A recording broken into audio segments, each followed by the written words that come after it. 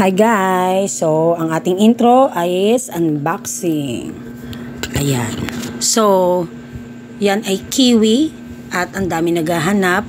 So, kaya ngayon lang tayo nagkaroon. So, may deliver tayo ng ice cream. So, usually po ganyan ang aking order sa ice cream. Kaya lang, hindi ko laging piniflex kasi wala lang. So, usually ganun umorder si Mommy Park. Ganun karami. Worth na 11 to 12,000. So, yan po yung nabili na maliit. So, nung nakaraan, di ba, malaki yung nabili ni Daddy Park, yung dumating na parcel. So, dumating na ngayon yung binili niyang maliit. And take note, guys, yung nabili ko sa Shopee is 37 pesos per box.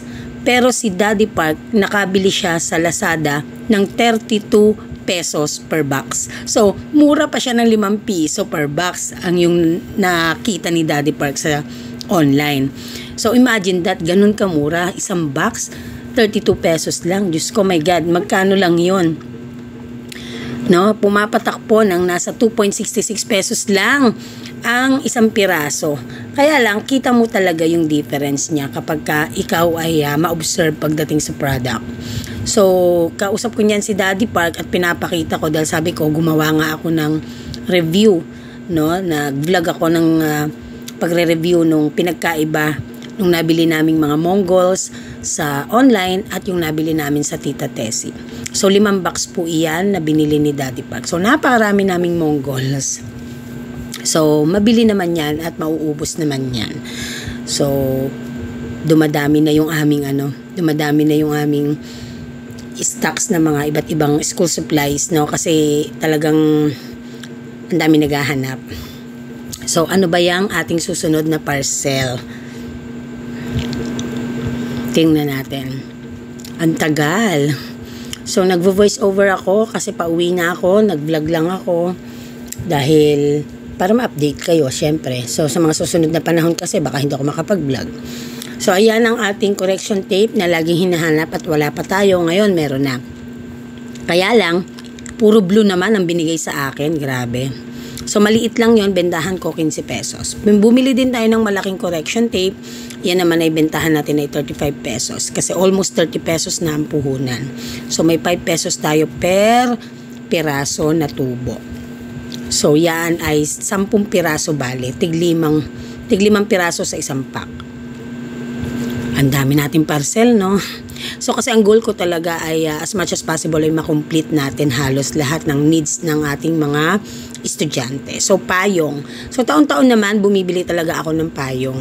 Actually, ang hindi ko lang binenta ngayon taon ay yung mga tumbler na mga inumin. Kasi nauso ngayon yung mga murang tumbler. So, ang mga nakararami ay meron na silang mga tumbler. Yung parang aqua flask. Yon. So, yan naman ay tissue na 152 pesos lang. Isang balot na ng tissue na ganyan at saka may 10 maliliit na napupuno na talaga yung aking istante ng mga school supplies. Ayan. Pero nababawasan na rin siya. No? So, ang dami na rin nabili natin. Yung nandun sa ibabaw na yon na mga expanded envelope, yan yung tira ko dati pa. So, yan yung una kong dinidispose. Tapos, ayan, napuno na. Wala na, napuno na talaga, So, eto po yung bili ni Daddy na dumating na maliit na Mongol. So, ako, 37 pesos yung bili ko ng isang box sa online. Si Daddy sa Lazada, yung nakuha niya, 32 lang. O, di ba? Mas mura pa ang Daddy Park nyo. So, hindi ko na re-reviewin yan, guys, kasi same lang ang magiging review ko, no? Katulad ng review natin nung nakaraan. So, maraming salamat sa mga nanood. Okay? So, ayan, napupuno na tayo. Grabe. Tingnan nyo, punong-puno yan nung nakaraan. Ngayon, ganyan na lang. Di ba? Dami ang bumibili. Okay? So, let's start. Mag-vlog na tayo. Ayan. Hi guys, Mommy Park is here. So, kamusta kayo? Ayan. So, napapadala yung vlog ko kasi may time ako, no?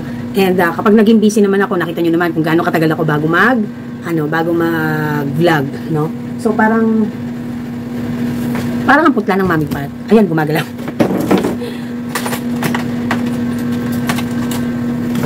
Siyempre, mag-lipstick tayo. Na-miss nyo ba yung lagyan na mag-lipstick tayo?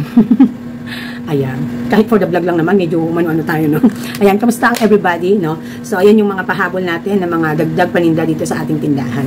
So, yung may mga parating pa, pero hindi ko na siguro sobrang iano. Siguro i-flex ko lang pang intro, no?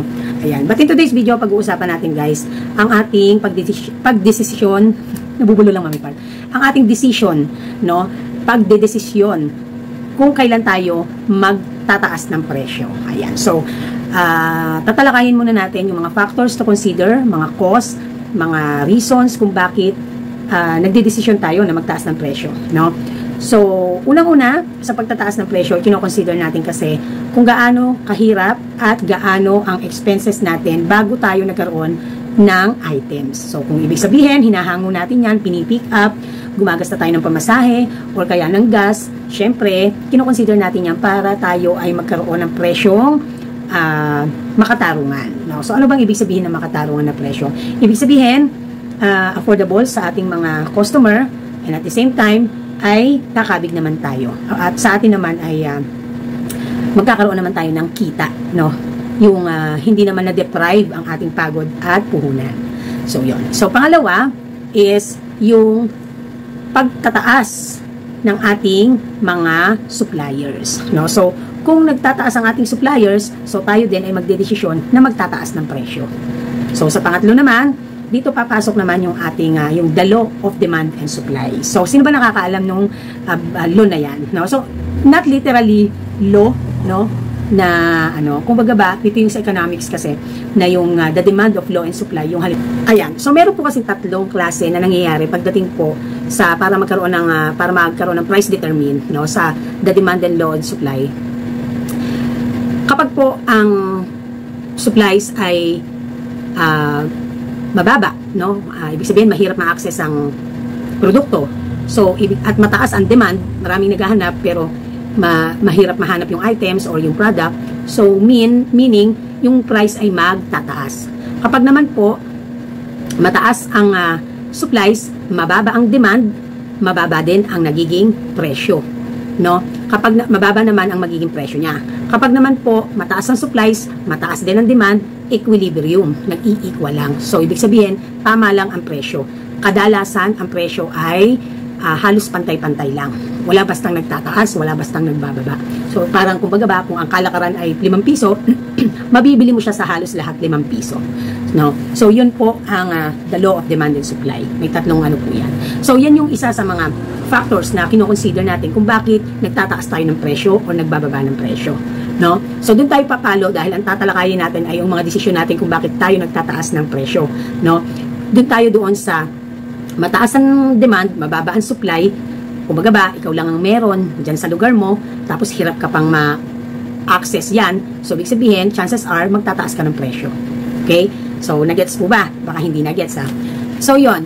Ang ating sunod naman na nakaka-apekto or nagiging dahilan natin kung bakit tayo nagtataas ng presyo is yung ating expenses, no? Bilang isang negosyante na nagsusupply ng mga produkto sa ating final consumer o sa ating mga customers. So, wala namang problema ang mababang magbigay tayo ng presyo compare sa ating mga kalaban.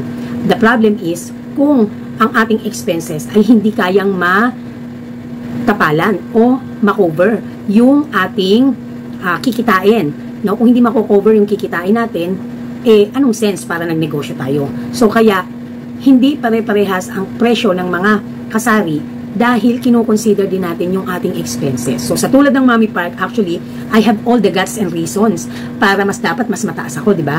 Unang-una, nangungupahan ako. Pangalawa, 2 ang binabayaran kong tax. Tax sa municipality at tax sa ating bansa. Di ba?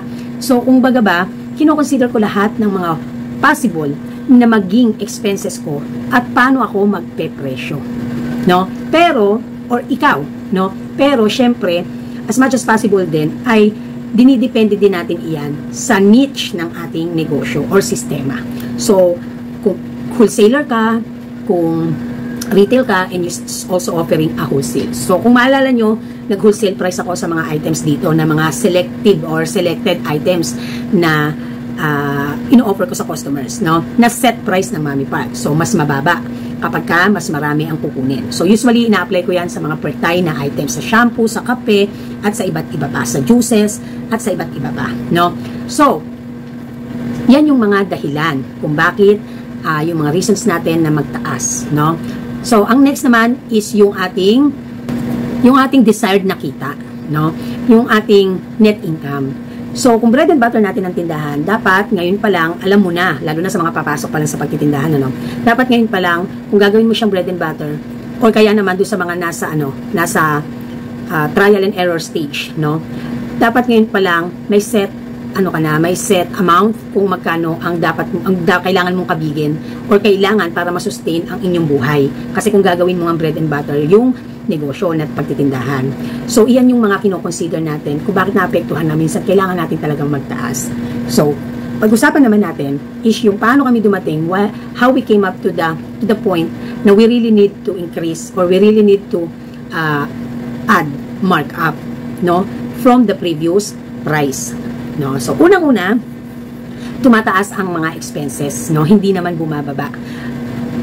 Even na hindi kami nagtindera, pumalo naman na yung amin namang expenses pagdating naman sa aming kuryente. So, kahit sabihin pa na wala kaming tindera, konti lang naman ang binawas na expenses namin usual before nang may tindera. Kasi sa actually, medyo malaki-laki din. Pero kung baga ba, kapag titingnan mo siya in whole, medyo konti lang naman, no? Pero kung sa inyo, iisipin nyo, malaking bagay din na nakatipid. Kasi, pang unang-una, libre ang pagkain ng tindera, so nakatipid na tayo doon. Tapos yung sahod pa nila, nakatipid na tayo doon. Yung merienda pa nila, no? So, nakatipid tayo doon.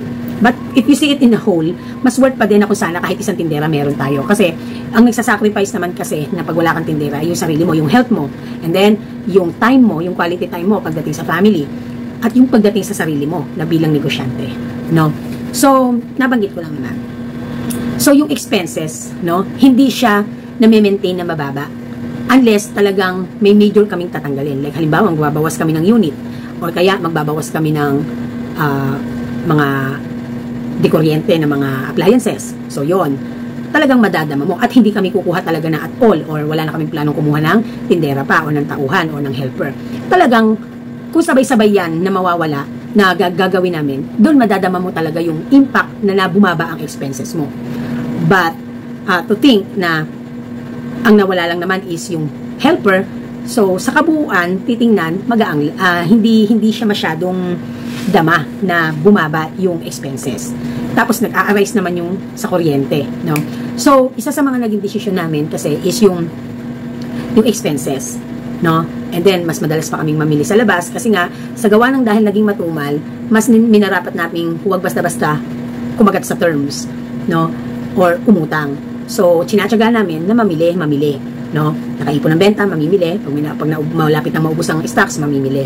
Hindi na yung tulad ng dati na talagang may buffer stocks pa, no? May stock na, may buffer pa. Ganon, may display pa.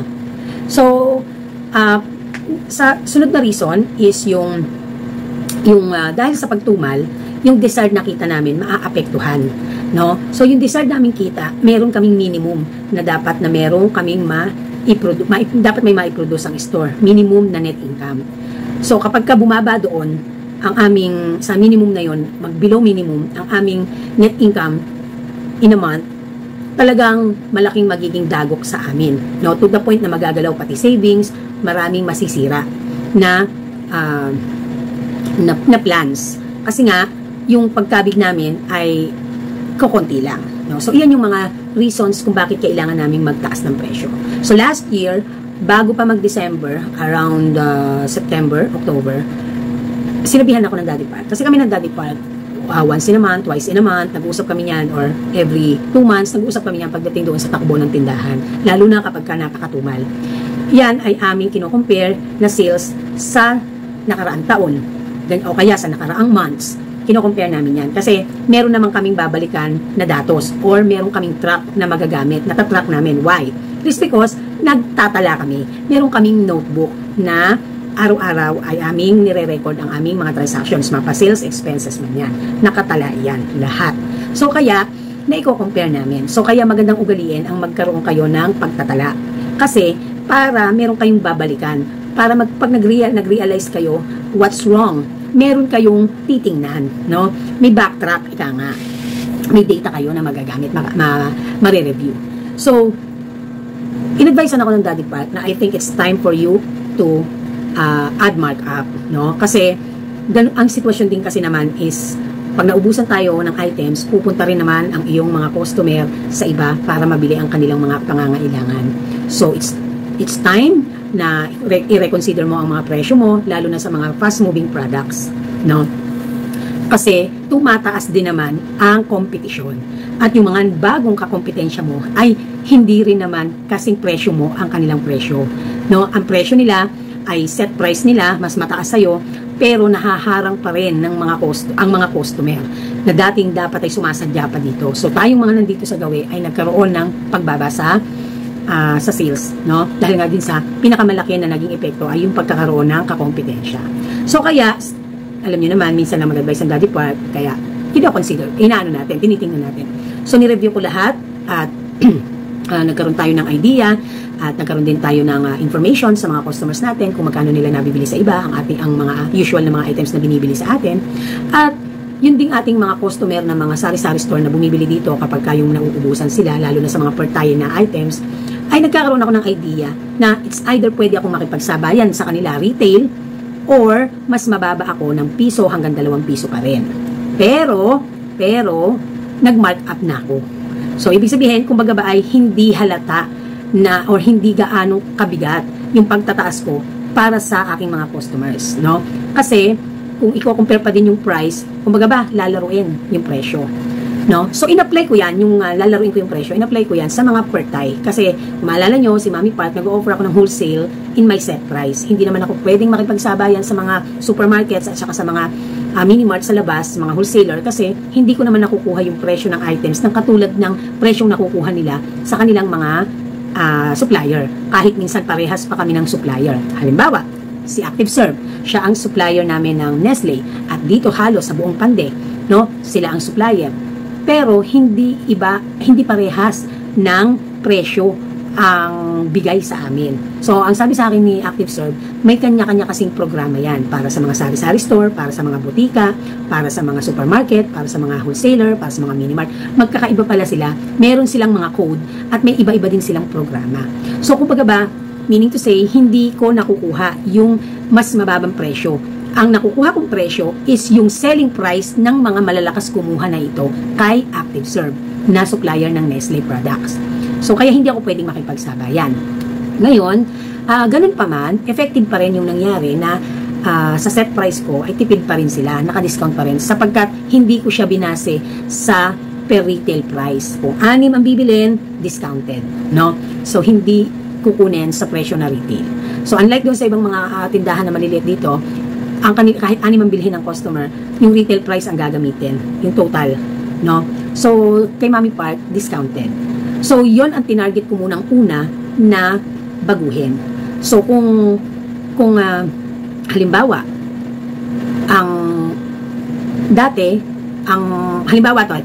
halimbawa ang puhunan ay 35 pesos per 6, no? Halimbawa powder detergent soap, no? 35 ang puhunan. Tapos binibenta ko siya dati ng 42. So, ibig sabihin, meron akong 7 pesos per 6 na piraso. So, pero yung bentahan per retail nung items na yun ay 8 pesos. So, halimbawa, 8 times 6. So, ibig sabihin, kapag retail, 48 ang total. Pero kay Mami Park, 42 lang siya. Kung wholesale, kung 6 ang kukunin. Ngayon, ang ginawa ng Mami Park, ang ginawa kong paglalaro dyan, ginawa kong 45. No? Ginawa kong 45. From 42, ginawa kong 45. Nagtaas ako ng 3 per 6 na piraso. So, mas mura pa din ako kasi pag bumili sila sa iba, 8 pesos times 6, 48. 6 na piraso, 48. Pero kay Mami Park, 45. So, mas mura pa din. So, ganun ko siya nilaro. Nag-in-between ako para na nakuha ko na yung desired ko na pagtataas ng presyo at the same time, mas mura pa din. Kung i-compare na magbibili sila sa iba, per retail ang presyong ibibigay sa kanila. So, ganun ko siya nilaro. So, inuna ko yung mga per tie, yung mga Downy, shampoo, mga fabric conditioners, mga sabon, basta lahat ng mga may per tie, inuna ko yan. Kape, gatas, inuna ko yan. Pangalawa, sumunod, yung mga hindi per tie, mga per pack, nagtaas ako ng piso hanggang 2 piso. At mas mura pa din ako kahit papaano. So, depende kasi yan. Kapag ka yung items ay basic needs, mas madalas mabili, ang ginagawa ng Mami Park is it's either sasabay ako sa kalakaran ng presyo dito or mas mababa ako ng piso o 2 piso. So, nilaro ko siya. So, with the help of some customers na unintentional na nagsasalita kung magkano bili nila. Meron kasi iba maano talaga sa presyo ng mga customer. Vocal talaga sila when it comes to price. Nalalaman ko. And at the same time din, yung mga sari-sari store na mga nauubusan ng mga paninda at kumukuha sa akin, nalalaman ko kung magkano ang kanilang bentahan. So, ginamit ko yung it's either sasabay ako or lalaruin ko siya na mag-i-in-between ako mula sa dati kong presyo at doon sa magiging total price per retail kung per anim. Ganon ang ginawa ng Mami Park. So, win-win situation pa din ang nangyari. Afford pa din at makaka-discount pa rin ng mga customer kahit medyo nabawasan yung discounted nila. And in my part, ay nag-gain ako. No? Kasi ang hinahabol natin dito is yung para mapataas natin ang profit margin natin. No? Kasi pag mataas ang profit margin, ano ang magiging effect? Possible din na magiging mataas ang ating net income. No? Yun lang naman yun. So, ganon. Huwag kayong matatakot na magtaas. Lalo na, pero syempre, i-consider nyo pa din yung kapaligiran. Kasi baka mamaya, sumigi nga kayo, pero hindi na rin kayo nabilan. Kasi dahil sa dami ng pwedeng bilhan na tindahan, mas kinonsider nilang bumili sa iba. No? So, si ma'am, huwag kayong matakot. Actually, dati takot na takot ako. Kaya lagi kami nagtatalo ng dati. Kasi sabi ko nga, gusto ko ma-maintain yung mga customer. So, heto yung thinking ng Daddy Park dyan, yung naging observation niya. Look, kapag nauubusan ka, sabi niya, tatagalogin ko na lang guys, hindi na ako mag-English. Oy, syempre hindi ko na ita-translate sa English din. Tagalog na lang. Sabi niya, look, tingnan mo ha, pag naubusan ka ng stocks at hindi tayo agad nakapamili, dahil hindi naman lahat ng items natin ay meron tayong direct supplier or agent na dinideliver dito at may gastos tayo kapag hinahango natin. Pag naubusan ka ng stocks, ang mga tao, no choice, dahil basic needs, kailangan nila, pupunta pa rin sila sa mga kalaban natin at kakagatin nila ang presyo nun kasi nga kailangan nila. So, kaya wag kang matakot magtaas or kaya wag kang matakot na makipagsabayan ng presyo. No? Okay lang yon. At eventually, makaka-adjust ang tao at maiintindihan nila. Kasabay na rin na alam naman nila na nagtataas na talaga ang presyo at ang expenses natin ay tumataas. No? So, kung sana, kahit nagtataas lang ang presyo, pero ang expenses bumababa, hindi naman eh. Nagtataas ang presyo, nagtataas din ang expenses. So, normal na maintindihan ng tao kung nagtaas ka kasi nagtaas talaga. Halimbawa, tulad ngayon si Nestle, no? Magtataas ang presyo ng mga Nestle products sa mga black coffee. Magtataas na naman. Kung mapapansin nyo, yung new packaging nila, nagbawas na nga sila ng grams, magtataas pa uli. So, yung dating 25 grams, nag-23, nag-20 ngayon. Yung kanilang dating 50 grams, nag-43, 40 na lang ngayon.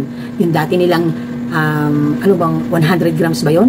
Naging 90 grams na lang, naging 90 grams, hanggang sa naging 80 grams na lang ngayon. Tapos, magtataas pa. So, ito ang latest. Magtataas ng mga black coffee, soon ang mga Nestle products. No, bumaba na nga sa grams, nagtaas na naman. Nagtaas na nga dati, magtataas pa ulit. No, so, aabatan natin yan. So, i-ano ko kayo dyan, i-update ko kayo. So, huwag kayong matakot, no, na magtaas. Lalo na kasi kung hinihingi ng pagkakataon na kailangan dahil kailangan mapataas ang profit margin at kailangan makakabig ng net income. Dahil kung bread and butter nyo ang tindahan na katulad ng Mami Park, you have to think ways how you can increase your profit margin. Kasi ang kinatatakot natin dyan ay yung makakabig tayo ng net income naman na mas mababa pa sa minimum na desired natin, na kailangan natin. So, mas lalong maliletse ang ating ang ating sitwasyon yan kapag ganoon, no? So, ipinapayo ko pa rin na magtipid tayong lahat, syempre, pero sana naman ay maging mautak tayo, madiskarte pagdating sa paglalaro ng presyo na ating gagawin, no? So, kaya kung hindi ka madiskarte, walang mangyayari, no?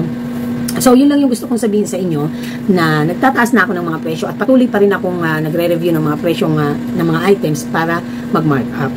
Pero halos lahat naman na ng items ay na-markup ko na. May na-retain, no? May na-retain at merong kung kailan ko siya itataas, no? Tulad na lang sa mga chicken noodles, no? So, ang retail ko niyan, chicken noodles, Lucky Me noodles, ang retail ko niyan is only 11 pesos ang retail ko. Sa iba, 12-13 yan. So, ngayon, I might consider it na baka mag-12 na ako. Sa mga pansit canton, 18 pesos ang aking, yung regular size, 18 pesos. Yung big, 23. Baka may possibility na yung maliliit natin ay i-retain ko ng 18 pesos, pero yung ating mga kasalo pa Lucky Me products at mga extra big payless, ay baka gawin ko ng 25 or 24. So, piso-piso man yan, dos-dos man yan, tres-tres man yan, pag pinagsama-sama, malaki pa rin ang iaakyat niya na tulong, no, to ease the pain of the store para ano tayo ng mataas-taas na net income. So, pagdating sa mga sigarilyo, nagtaas na rin ang Mami Park. Kasi, kung naalala nyo, sobrang stressful ako kasi yung nagkaroon nga ng mga illegal na sigarilyo na naging available dito. Talagang hanggang ngayon, damandama at mas patuloy pa naming damandama na yung mga hindi nagtitinda ng illegal at talagang yung mga legit na mga cigarette products lang ang kinikerry. So, isa na ako doon na talagang hindi ako nagtitinda ng mga illegal na sigarilyo. So, kaya, ang sabi ng Daddy Park diyan, same lang, kakagatin nila ang presyo ng mga sigarilyo na iyan kung dadating sa time na may times na hindi available yung mga yung mga illegal cigarette na yan. So kaya might as well you try to reconsider the price na itulad mo sa mga maliliit ng retail. Sa retail ka bumawi, no? Taasan mo din ang retail mo. And then pagdating naman sa per kaha, taasan mo yung per kaha at least 3 pesos to 5 pesos, no? So may mga nagtatanong sa akin, ng mga nag-adjust pa mga customer sa price ko, nagtatanong, Mami Park, bakit tumaas na? Ang taas-taas kasi ng bilihin, ang taas-taas ng expenses, so kaya wala akong magagawa. At syempre, nagtatax tayo, nilalaban kasi natin na legal ang ating negosyo. So kaya pasensya na kayo kung ganoon. So naiintindihan naman ng nakararami, no? Naiintindihan naman nila. So, kaya nung una talaga takot na takot ang Mami Park eh. But as time goes by, na-realize ko din yung advice ng Daddy Park, no? Kasi nasa retail world talaga naman ako. Hindi naman ako nasa wholesale business. So, kaya, kinonsider ko. So, it works, no? Sa una talaga, medyo lang talaga yung pag-adjust na para ma-explain mo at masabi mo sa mga customer. But as time goes by, kapag kailangan naman nila, bumibili pa rin sila, nauubos pa din. Kasi, same impact eh. Ang tao, mahirap na sa kanila ngayon, mababa na yung kanilang power to purchase, yung capacity nila to purchase, no? At basic needs na lang talaga yung binibili nila. So, para sa atin, medyo matumal, di ba? So, ngayon, same impact lang, no? Matumal at hindi, ang tao, tatanggapin ng presyo kasi basic needs, kailangan. Don't get me wrong na Mami Park, sinasamantala mo naman yung sitwasyon na nagtataasan ng bilihin at tapos magtataas ka din. No, tao din tayo na nangangailangan din tayo ng kita. So kaya vice versa lang 'yan, no? Ako din, apektado din ako ng kita ko. So ang purchase ko din, ang capacity to purchase ko din ay bumababa, kaya nga nagtitipid din kami. Kaya I need to make a way kung paano ko madidiskartehan na makagain ng profit. No? So, wag kayong matatakot. Ito yung isa sa pinaka-the best advices na binigay din sa akin ng Daddy Park. So, napakaganda talaga na kapag ang partner mo, kahit tahimik lang, handyan lang, tumutulong, nagmamasid. Pero, pagka nagbigay ng advice sa'yo, yun talagang mapapaisip ka na kailangan subukan para malaman mo kung ano yung magiging epekto. Kasi, pwede namang ibalik sa dati, no? Pwede namang ibalik. Ang mahirap is yung hindi mo sinubukan kung mag-work out. Tapos, na-miss mo yung opportunity to gain, di ba? So, isa sa napakaganda nung isa sa mentor ko din talaga si Daddy Park, no? Nung una hindi ko matanggap yung mga advices niya kasi ako kasi yung tipo ng tao, yung personality ko, strong yung personality ko, but minsan wala sa lugar, no? Pagdating sa amin dalawa. So, kaya, nung natuto ako makipag-compromise sa kanya or anuhin yung advice niya, pakinggan din yung side niya, at natuto ako na subukan, nag-workout, no? So, kaya, natuwa din sa akin si Daddy kasi I opened my eyes, my mind, my heart to possibilities, no? So kayo, wag din kayong matakot, no? Hindi ko sinabing sumigi-sigi kayo agad-agad, pero makikiramdam din kayo sa paligid. Kasi minsan yung diskarte, hindi iyan basta-basta tinataglay, no? May dalawang klase ng diskarte. Inborn na sa'yo na madiskarte ka, at pangalawa, acquired diskarte or knowledge, na ibig sabihin, natutunan yung diskarte na yon dahil sa papanood mo kay Mami Park o kaya naman ay through your experiences. Kaya yung diskarte, nagkakaroon ka na dating hindi mo madiskartehan, ngayon nadidiskartehan mo na. Kasi may mga experiences ka. It's either nag-failed ka or parang hindi na-found out mo na hindi effective yung discarding ginawa mo, and then you try another one. So when you try and then until you find the right recipe, no? Paano laruin yun na i-apply mo diskarte sa iyong pagnenegosyo. No? So Mami Park, ano masasabi mo? Ikaw ba ay acquired or inborn? Dalawa. Kasi hindi, nung bata naman ako, ito namang klaseng business na to, hindi naman basta-basta nag-business kami ng ganito, no? Naalala ko, nagsasari-sari store ang mami. Nung nagluluto sila ng ulam, dati nung maliit ako, elementary ako sila ng tatay ko. Pero, hindi talagang ganito, as in, ito yung niche, no? So, may mga na-acquire akong knowledge through experiences ko, no? Pero yung inborn diskarte ko, nandyan na yan siya kasi namulat ako sa pagninegosyo dahil ang mga magulang ko ay naka-engage sa business ever since nung ako'y bata pa. So kaya handoon din yung nagkaroon ako ng lumalaki ako, nagkaroon ako ng idea, no? At saka sabi din ng Lola Park nyo, hindi sa pagbubuhat ng upuan na kasi sa amin magkakapatid, ako lang yung pinaka mahilig sa sales, no? Sa world of sales. Ang mga kapatid ko usually talaga yan employed, no? Ngayon, ang ate ko, yung nanay ni Princess, dahil hindi na siya makaka-abroad dahil nga may mga nararamdaman na rin siya, may edad na rin. So kaya sa ngayon, ang source of income niya yung iniwanan na sari-sari store ng Lola Park nyo. So kaya siya doon na siya, natututo na rin siyang dumiskarte kung papaano niya i-work out yung tindahan na kahit papaano makasustain sa kanilang mag-ina, no? So yun, no? Sa next time na ako mag-shoutout kasi konti lang naman yung mga nag-comment sa ating last video. Maraming salamat po sa mga nanood. Shoutout ko po kayo sa susunod. So wag matakot na magtaas ng presyo as long as makatutulong ito sa iyong negosyo at syempre sa inyong sarili, lalo na kung bread and butter nyo ang hanap buhay. So, this is Mami Park and this is Kim Park. Nagsasabing tindera is my proud career. Fighting! Bye!